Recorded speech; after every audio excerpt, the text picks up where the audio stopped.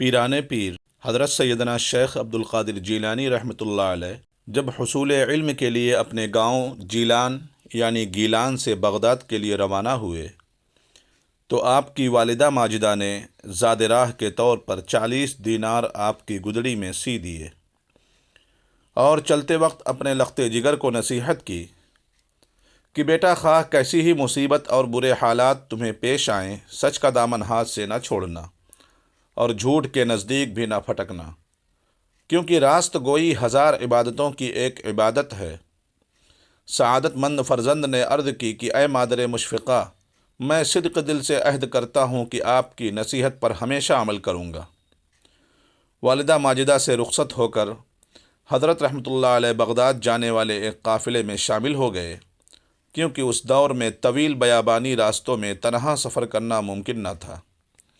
اثنائے سفر میں ہمدان سے کچھ آگے قزاقوں کے ایک جتھے نے قافلے پر چھاپا مارا اور اہل قافلہ کا سب مال و اسباب لوٹ کر تقسیم کے لیے ایک جگہ جمع کر دیا۔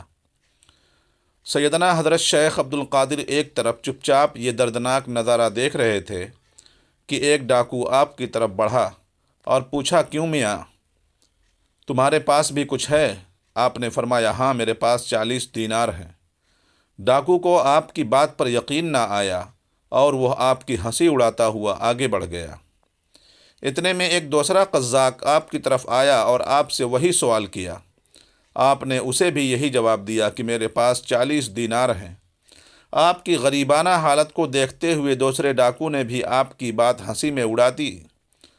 ہوتے ہوتے یہ بات ڈاکوؤں میں پھیل گئی اور ان کے سردار احمد بدوی کے کانوں میں بھی جا پڑی۔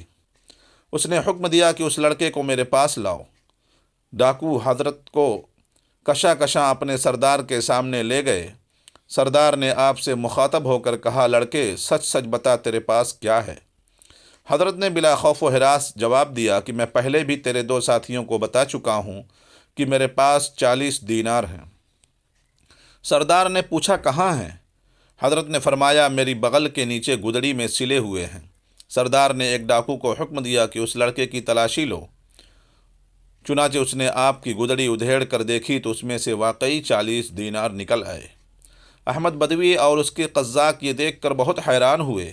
احمد بدوی نے استعجاب کے عالم میں حضرت سے پوچھا، لڑکے، تمہیں معلوم ہے کہ ہم قزاق ہیں اور مسافروں کو لوٹ لیتے ہیں، پھر بھی تم نے ان دیناروں کا بھید ہم پر ظاہر کر دیا، حالانکہ یہ رقم اس قدر محفوظ تھی کہ کسی کو اس کا وہم و گمان بھی نہیں گزر سکتا تھا۔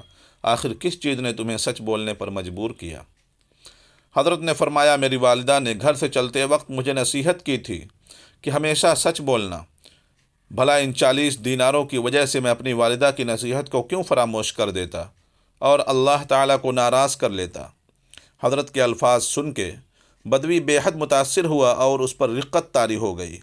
ندامت کے آنسوؤں نے اس کے دل کی شقاوت اور سیاہی دھو ڈالی اور اس نے آہ بھر کر کہا، اے بچے، تم پر خدا کی 1000 رحمت ہو کہ تم نے اپنی ماں کے عہد کا خیال رکھا، لیکن حیف ہے مجھ پر کہ میں اپنی ساری زندگی اپنے خالق کا عہد توڑتے گزار دی۔ اے بچے، تم نے مجھے ہدایت کی راہ دکھا دی، اب میں رہتی زندگی تک کبھی کسی کو تکلیف نہیں پہنچاؤں گا۔ یہ کہہ کر وہ حضرت کے قدموں پر گر پڑا اور رہزنی کے پیشہ سے تائب ہو گیا۔ اس کے ساتھیوں نے یہ منظر دیکھا تو سب بیک زبان پکار اٹھے کہ اے سردار، ہم بھی اس برے پیشہ سے توبہ کرتے ہیں۔ تو رہزنی میں بھی ہمارا قائد تھا اور توبہ میں بھی ہمارا پیشرو ہے۔ چنانچہ انہوں نے لوٹا ہوا تمام مال قافلے والوں کو واپس دے دیا۔